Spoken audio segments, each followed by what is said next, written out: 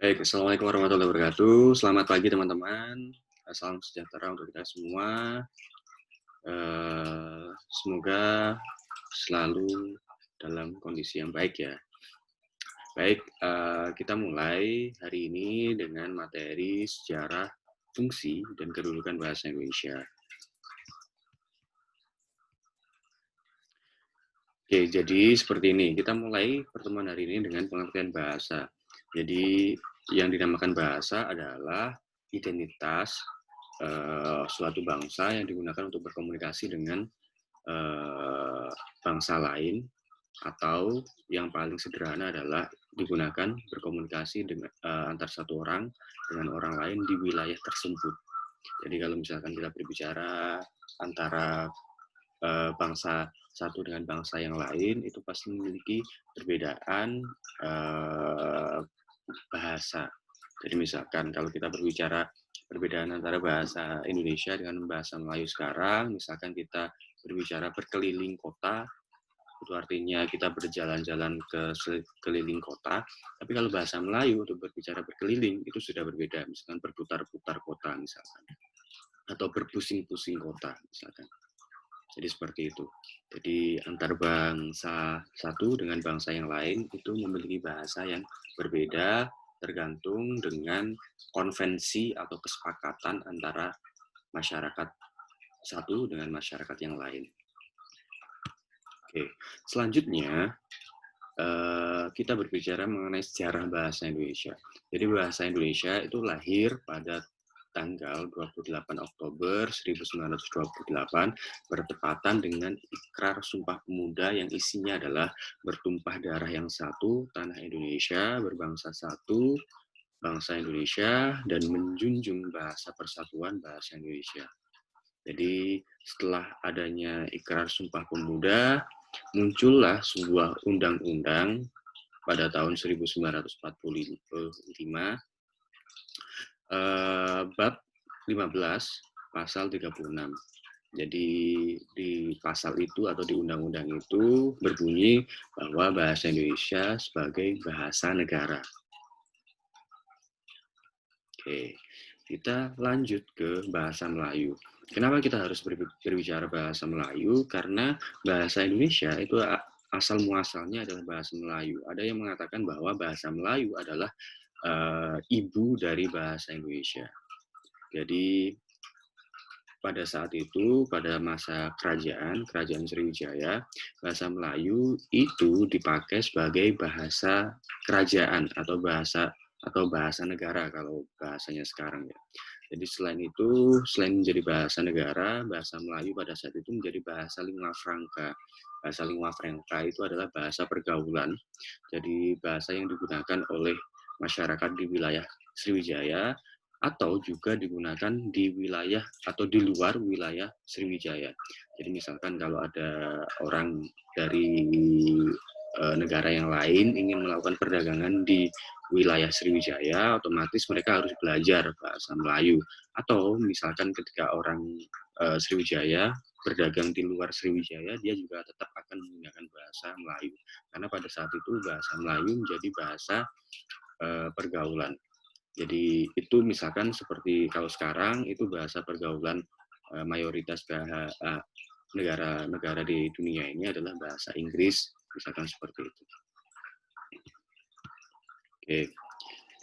Pada saat itu, fungsi bahasa Melayu itu sebagai bahasa kebudayaan yang pertama. Bahasa kebudayaan ini adalah bahasa yang digunakan untuk di segala bidang. Jadi kalau berbicara budaya itu kan banyak hal. Misalkan kita berbicara interaksi antar masyarakat satu dengan masyarakat yang lain, itu pasti ya masih berhubungan dengan budaya seperti itu. Atau misalkan ada konteksnya kesenian, itu untuk mengkomunikasikan itu dengan bahasa Melayu. Fungsi yang kedua adalah bahasa perhubungan. Jadi bahasa perhubungan ini berhubungan dengan mitra, misalkan antara negara satu dengan negara yang lain, atau misalkan dalam masyarakat Sriwijaya pada saat itu, misalkan untuk menghubungkan suku satu dengan suku yang lain, itu tidak menggunakan bahasa sukunya, tapi tetap menggunakan bahasa Melayu. Jadi seperti itu.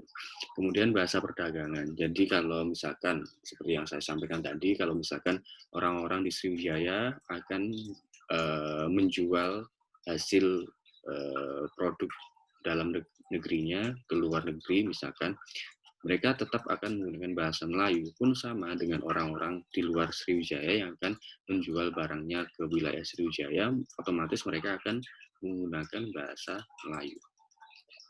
Selain itu yang pasti adalah bahasa Melayu juga menjadi bahasa resmi kerajaan. Jadi kalau untuk berkomunikasi di wilayah kerajaan itu juga menggunakan bahasa Melayu.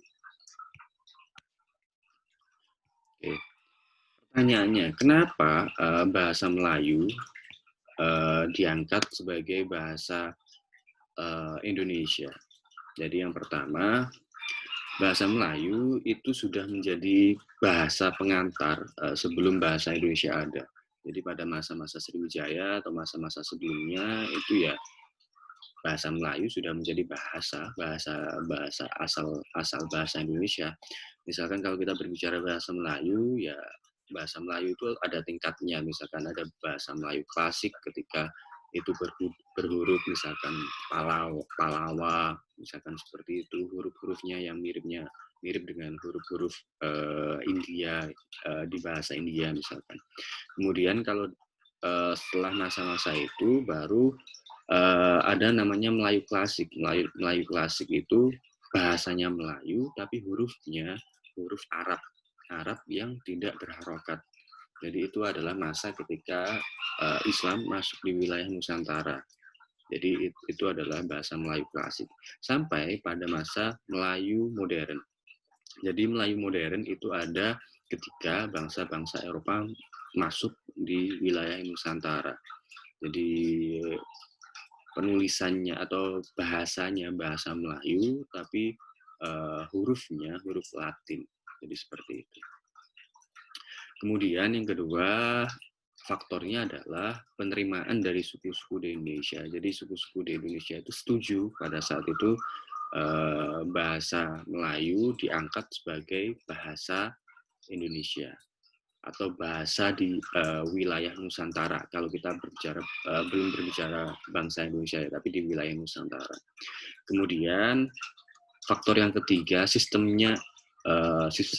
dari bahasa Melayu itu sederhana. Tidak seperti misalkan bahasa Jawa. Di bahasa Jawa itu ada klasifikasi, ada tingkatannya. Misalkan ada bahasa Jawa halus, bahasa Jawa tengah, kemudian ada bahasa Jawa yang kasar seperti itu. Itu sedikit rumit, lebih rumit karena kita juga harus mempelajari seperti itu penggunaannya. Jadi otomatis pada saat itu para pendiri bangsa memutuskan untuk mengambil atau mengangkat bahasa Melayu sebagai asal-usul bahasa Indonesia. Oke, yang keempat, jadi kemampuan sebagai bahasa kebudayaan. Jadi bahasa kebudayaan ini bisa menyatukan antara suku satu dengan suku yang lain. Kemudian bisa sangat mudah dipakai untuk berinteraksi antara suku satu dengan suku yang lain. Kemudian untuk transfer kebudayaan misalkan antara suku satu dengan suku yang lain itu akan mudah ketika menggunakan bahasa Melayu. Oke. Yang terakhir, jadi fungsi dan kedudukan bahasa Indonesia. Jadi setelah kita berbicara asal-usulnya, sebelum kita berbicara fungsi dan kedudukan bahasa Indonesia, mungkin ada banyak orang yang bertanya, kenapa namanya sekarang namanya bahasa Indonesia? Kenapa namanya bukan bahasa Melayu Indonesia misalkan? Jadi pada saat itu ada sebuah kebijakan politik saya pikir ya. Kebijakan politik, kenapa namanya bukan Melayu Indonesia, kenapa namanya Indonesia? Karena pada saat itu ada pembagian wilayah antara Nusantara atas dengan Nusantara bawah. Nusantara atas itu ya seperti wilayah Malaysia dan lain sebagainya, dan Singapura yang pada saat itu sedang dijajah Inggris, sementara di Nusantara bawah itu sedang dijajah oleh Belanda. Dan dalam proses merdeka, akhirnya diputuskanlah Nusantara atas dan Nusantara itu Nusantara atas dan Nusantara bawah itu berpisah. Artinya berpisah ya kita memiliki jati diri yang berbeda-beda, artinya sudah berdiri sendiri ya, karena faktornya kemungkinan sudah dijajah oleh bangsa yang lain, kemudian ingin merdeka sendiri seperti itu, akhirnya dipilihlah nama bahasa Indonesia. Bahasa Indonesia ini berasal dari jurnal pada saat itu ada jurnal Archipelago seperti itu pada tahun 1800-an, 1847 kalau saya masih ingat. Di jurnal itu disebutkan bahwa kata Indonesia itu berasal dari bahasa Melayu. Indus artinya tanah India, sementara Nesia itu artinya atau Nesos, yang pada bahasa Yunani-nya disebut Nesos, atau kalau sekarang dinamakan Nesia, itu artinya kepulauan, artinya kepulauan India. Kenapa namanya India? Karena India pada saat itu ada dua, ada India Barat dan ada India Timur. India Timur ya adalah kawasan yang ada di India yang sekarang namanya India. Jadi ada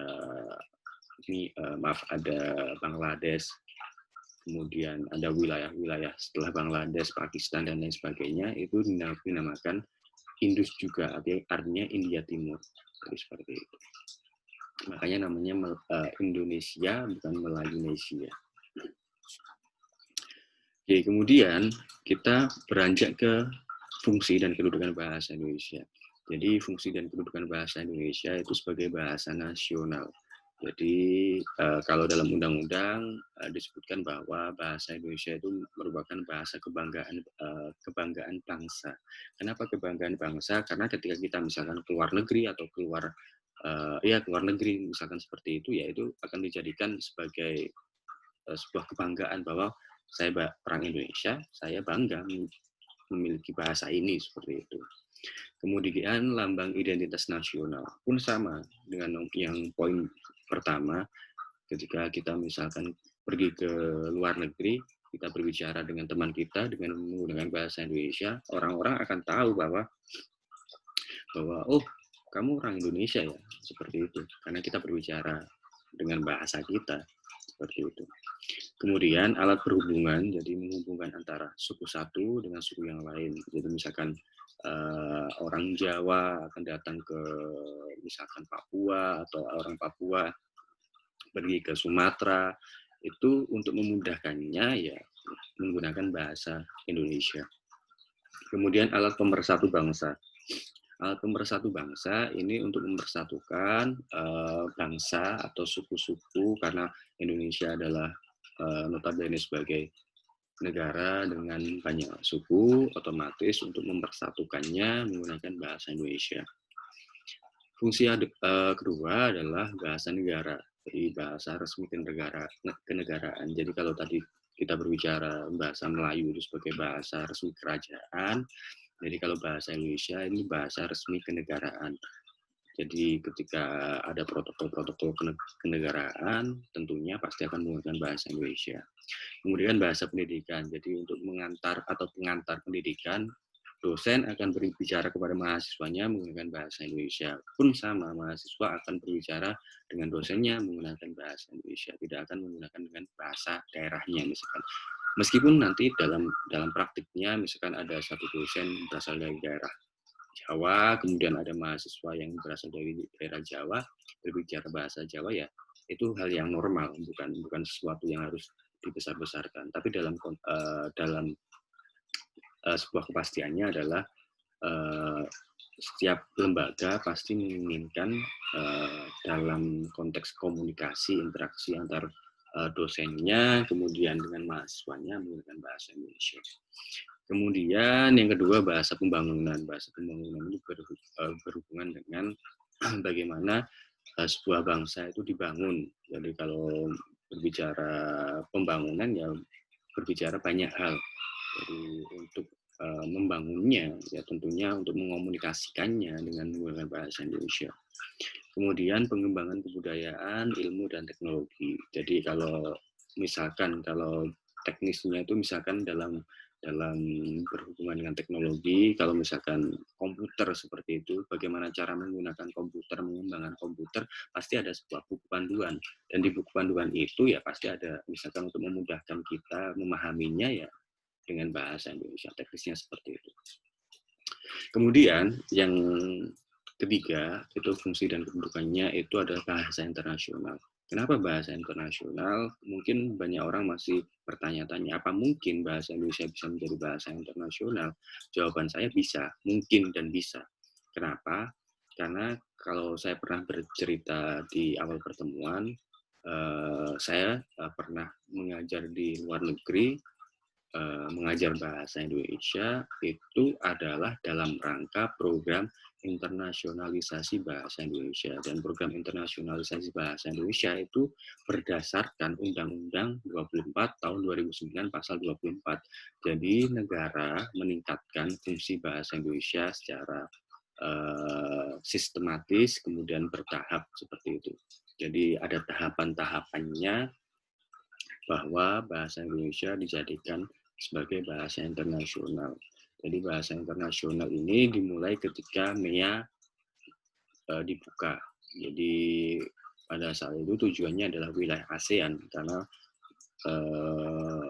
ekonomi sudah berkembang, kemudian interaksi dengan negara yang lain sudah dibuka, jadi otomatis harus diciptakan sebuah undang-undang pada saat itu, pada era pemerintahannya Pak SBY, jadi dibuatlah undang-undang ini untuk mendukung langkah bahasa Indonesia dijadikan sebagai bahasa internasional.